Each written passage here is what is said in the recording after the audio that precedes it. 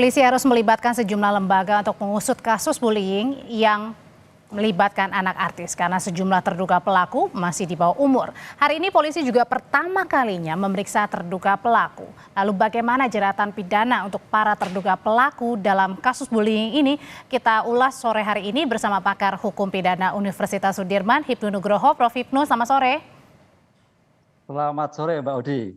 Prof, ini kan hari ini pemeriksaan perdana bagi terduga pelaku sebagai saksi. Setelah kasusnya dinaikkan ke tahap penyidikan, polisi juga sudah memberlakukan Undang-Undang Perlindungan Anak. Apakah akan ada segera untuk penetapan tersangka bagi para pelaku?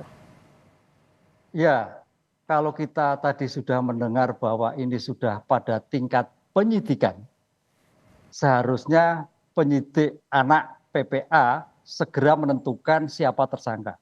Karena penyidikan itu adalah serangkaian tindakan penyidik untuk menentukan tersangka. Karena ini tersangka anak, Mbak, suatu proses hukumnya itu cepat. Penahanannya pun paling hanya 7 hari. Nah itu loh, 7 hari. Lain dengan orang dewasa, kalau orang dewasa sampai 20 hari, perpanjang 20 hari. Tapi kalau anak, ini adalah 7 hari. Dan perpanjang 5 hari. Disinilah saya kira penyidik sudah menentukan penyidikan, sehingga secepatnya. Karena apa ya? Dalam proses peradilan anak ini ada 2 misi Mbak yang harus sampaikan. Bahwa jangan sampai di kemudian hari anak-anak yang lain itu adalah menjadikan suatu korban seperti ini. Jadi aspek deternya seperti itu. Jadi kalau terlambat nanti takut saya anak-anak itu itu nggak apa-apa.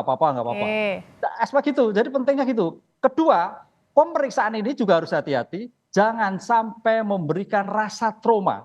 Itu kunci di dalam sistem peradilan anak. Kedepannya anak tidak menjadi trauma. Disinilah dalam penyelidikan ini, karena ini adalah korbannya anak, pelakunya juga anak di tingkat sekolah.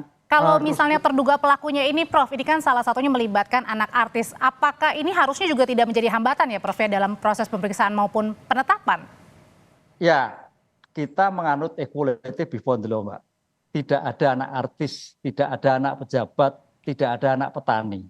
Semuanya sama. Disinilah bicara bukti, bicara aspek deteren. Jadi jangan sampai kasus sekolah ini, BN ini, jangan sampai merembet dengan kasus-kasus yang lain.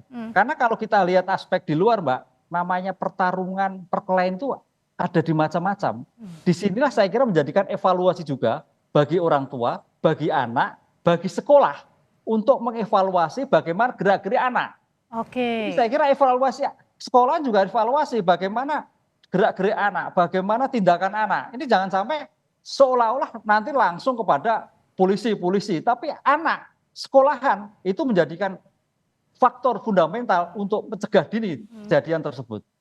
Nah untuk terduga pelakunya ini kan berada di bawah umur ya, Prof, ya. Ini gimana mengusut unsur pidananya, apalagi Undang-Undang Perlindungan Anak sudah diterapkan ini? Ya, mengusut dalam suatu proses bukti hal yang seperti biasa. Cuman di sini makanya tadi dalam pemeriksaan anak Mbak Udri betul-betul memperhatikan kondisi anak. Betul-betul didampingi anak. Jadi jangan sampai anak itu menjadi tertekan. Ini yang menjadikan sulit. Makanya Polri itu membuat suatu direktorat sendiri anak, penyidik anak. Ini karena apa? Ini anak masa depan, Mbak.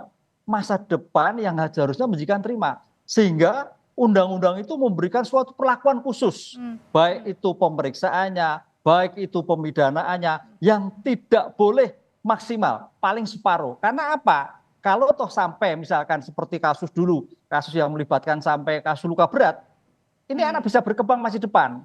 Nah ini yang diinginkan bahwa proses litigasi yang adanya dalam suatu peradilan pidana itu adanya diversi nanti, Pak. Diversi itu kalau ketemu semua, ada suatu peradilan, pengalian peradilan. Baik itu di penyidikan, jadi jangan sampai penyidikan itu formal sekali. Tapi bagaimana dijak main, makan, dan sebagainya. Hasilnya dapat, tapi tidak menimbulkan trauma. Itu yang konsep diversi yang dikembangkan di dalam suatu peradilan. Karena ini semua anak di bawah umur. Begitu, Mbak. Nah kalau misalnya apa yang dilihatnya juga, Prof, ketika ini kan terduga pelaku dan juga korban ini membuli korban ya, ini berada di luar area sekolah meskipun jaraknya juga nggak jauh dari sekolah sebenarnya, Prof. Ya, itu hanya sebagai bentuk tanggung jawab. Jadi kalau memang di dalam sekolah tanggung jawab, sekolah punya tanggung jawab. Tapi karena ini di luar, kan ini merupakan tindak pidana umum, Mbak. Jadi tindak pidana umum tidak menyangkut di sekolah atau di luar sekolah. Di luar sekolah itu kaitannya etik, kaitannya kepantasan, kaitannya tanggung jawab. Oke. Jadi disinilah polisi yang mempunyai suatu kewenangan di dalamnya suatu penyelesaian ini. Jadi suatu yang sangat baik sekali, saya kira ini harus segera diselesaikan yang memberikan pelajaran bagi pelaku ataupun sekolah-sekolah lain yang dimungkinkan adanya suatu permasalahan tersebut. Oke, Prof, ini kan korbannya sudah dirawat ya, kemudian juga mengalami trauma. Apakah dengan trauma, kemudian juga dengan hasil visum ini sudah cukup membuktikan siapa yang menjadi pelakunya untuk ditetapkan sebagai tersangka, Prof?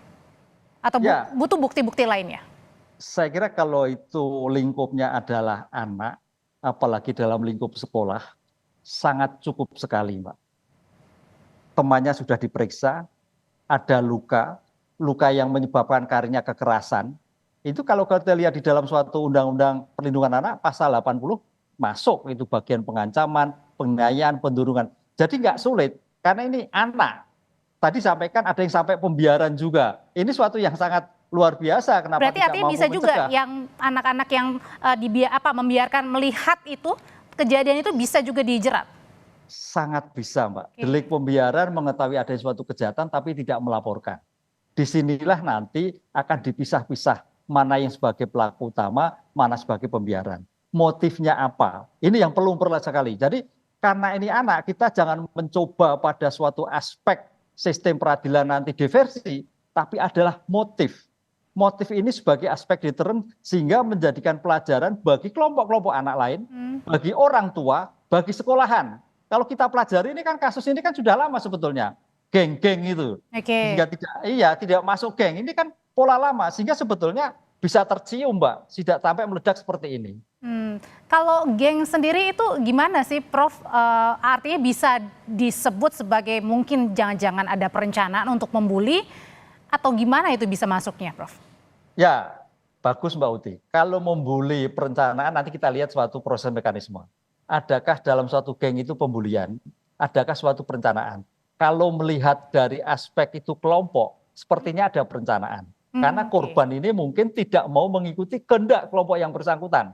Sehingga ada pihak-pihak tertentu, mungkin anak yang bersangkutan melakukan sedikit perencanaan lah kemudian pada suatu tindakan pembulian.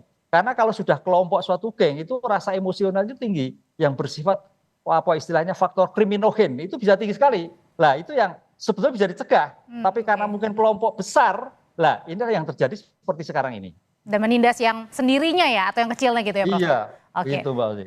Pakar Hukum Pidana Prof. Ibnu Nugroho, terima kasih untuk ulasannya. Sehat selalu, Prof. Matur nuwun.